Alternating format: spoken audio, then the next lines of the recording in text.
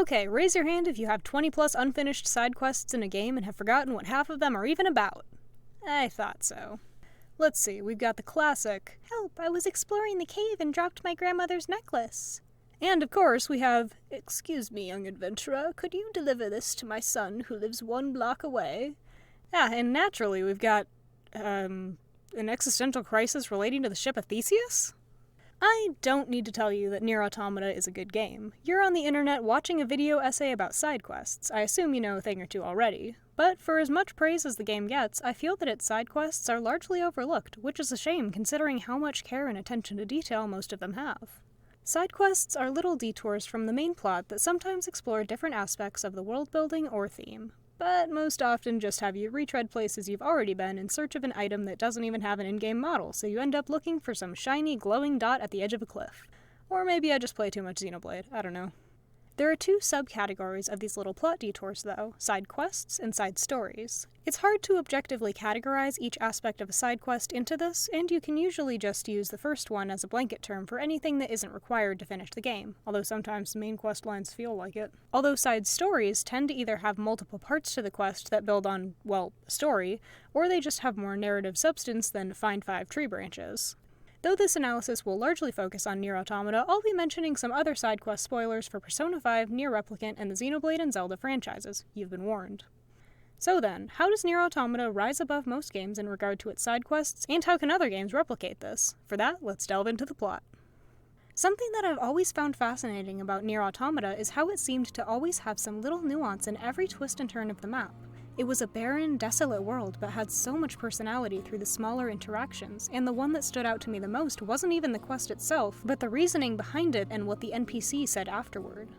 A major theme in Automata is what it means to be human, and the game explores this with probably my favorite take on the concept, especially since it leaves the interpretation to the audience. A good instance of this is after you fight the basically Godzilla robot, and 2B has to find any surviving androids afterwards. One of the survivors had a damaged piece of machinery that caused their simulated fear to spiral out of control, similar to how anxiety or trauma would manifest in a living person. The game never tells you that this is what you should be relating this to, and only ever describes these human experiences through very technological descriptions and leaves this unspoken question to the audience. If these androids are feeling and simulating these experiences and emotions, what differentiates them from humans?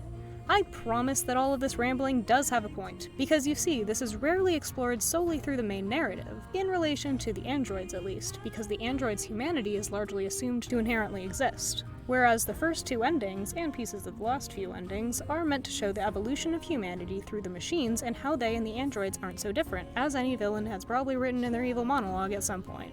But the game takes us further than simply knowing that you'll interpret these androids as basically just people, and through that we get our side quests. NieR Automata has a very specific way that it approaches side quests. It takes the thematic cores of humanity, family, and existentialism and picks apart the different aspects of how they relate to philosophy, and then turns those into short stories that let the player extrapolate the meaning from.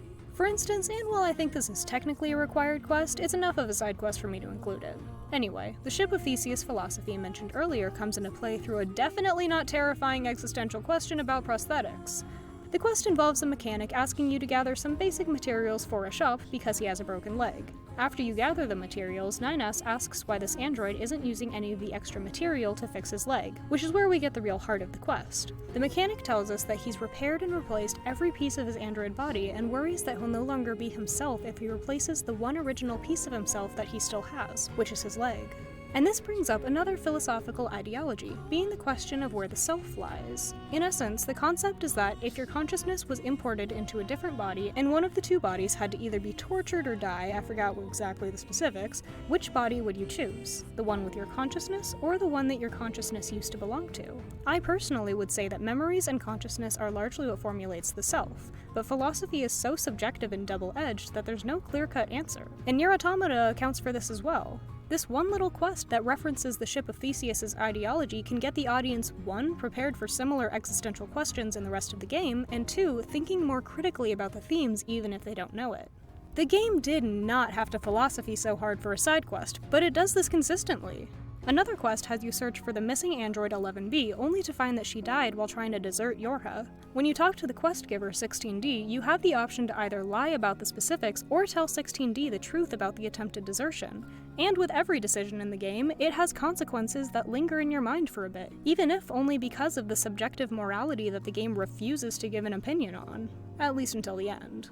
If you're like me on my first playthrough and hid the desertion plans, 16D says that she was in a relationship with 11B and now plans to convert into a combat unit so that she can avenge 11B's death, meaning that you're now responsible for giving someone a false truth that will likely send them down an unattainable spiral of vengeance that even learning the truth may not pull them out of. Remind you of anyone else in this game? And that's another reason why these side quests are so meaningful each time you replay the game. They go from interesting little storylines to actual thematic parallels and setups that you only understand once you've achieved all the main endings. Similarly to how the game uses the machines to show what the narrative of endings C and D will entail, as well as allowing their comparison to the androids to better implement and explore the themes, many side quests essentially reuse main plot points and how others deal with human experiences such as relationships, purpose, and loss.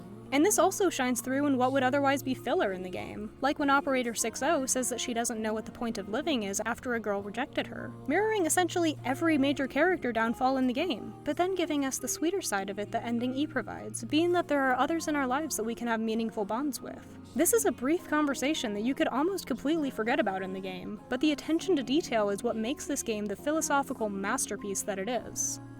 So, how does NieR Automata master the art of interesting, engaging, and substantial side quests? I'd say that the answer is the game's unwavering dedication to its themes. These quests aren't filler, at least most of them aren't, and they also personalize the world in which the game takes place. You may not like everyone in Pascal's village, Jean-Paul, but you know the characters and the lifelike feeling that each of their stories bring to that location, making the tragedy hit so much harder later on.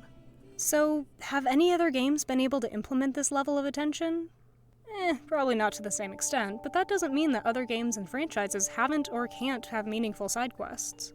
For a quick flashcard review, hopefully, we'll look at some other games and their quests, and try to see what aspects of them follow the NieR Automata style.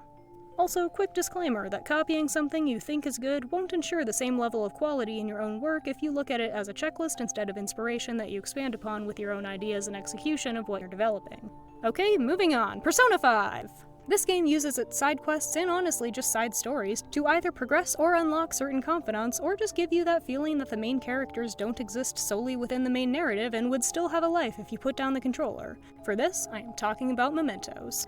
Throughout the game, the only side quests you're really given are in the form of mementos targets, people whose hearts you should probably change, but who aren't so horrendous of people to warrant their own palace or narrative arc. Most of these are pretty standard, and primarily just involve a tip about somebody being an asshole, you investigating a little bit to confirm that yes, this target is an asshole, and then talking to the team before you change their heart and hear them lament about their sad backstory before they realize that hey, maybe being a jerk wasn't the answer.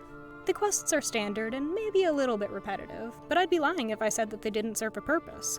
These side quests give us some insight into the daily Phantom Thief life of the main cast, and while yes, you're already playing through the literal daily life of the protagonist, it's still nice to see that the Phantom Thieves have a purpose outside of the 9 palaces that they face during the narrative, which is the real reason why it would hurt the game a bit if they had to cut these quests. Like how Automata uses side quests to personalize the world and make it feel like the world spins regardless of the protagonist's interaction with it, Persona 5 uses mementos targets to show the need for the Phantom Thief, at least the perceived need for them, as the ending kind of flips this concept and proposes the idea of people needing to change of their own volition for it to be genuine.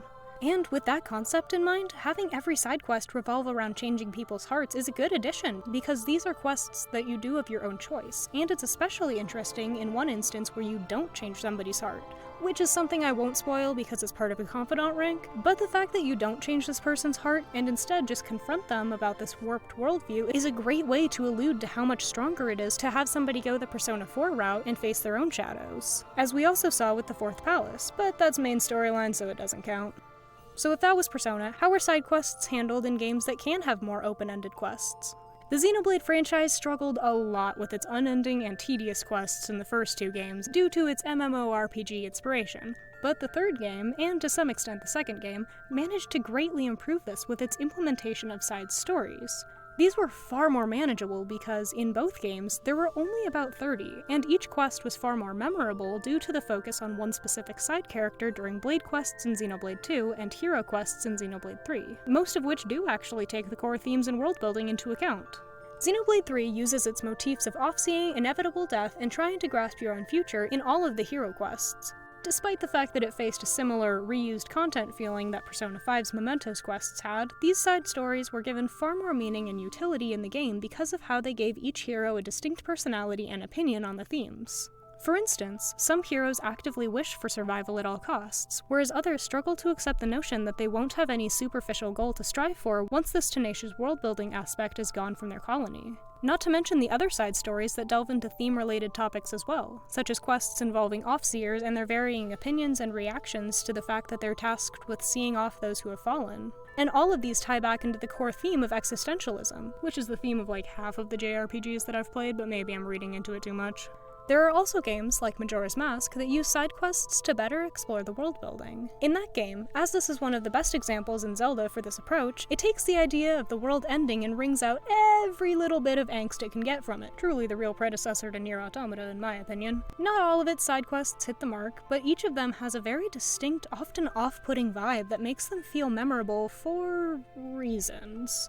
The best example is the long and somewhat confusing side story where you end up reuniting a couple who were to be married if not for magic and mugging and a lot of other plot things. The interesting part comes from the despair and inevitability of the moon destroying Termina in 3 days. Well, it would if you didn't have a magical time-traveling ocarina, at least. Each quest in this game deals with different mentalities, consequences, and the daily life of impending doom. You get to know this eerie world and navigate time as you slowly gain an understanding of each person's daily life so as to best manipulate it in tune with your own goals, which adds another level of unsettling to this game even if you're ultimately trying to help these people. And the gradual familiarity you get from these people's daily lives creates an even greater investment in the game and world. I'm saying this as though I didn't get stuck halfway through the game and give up.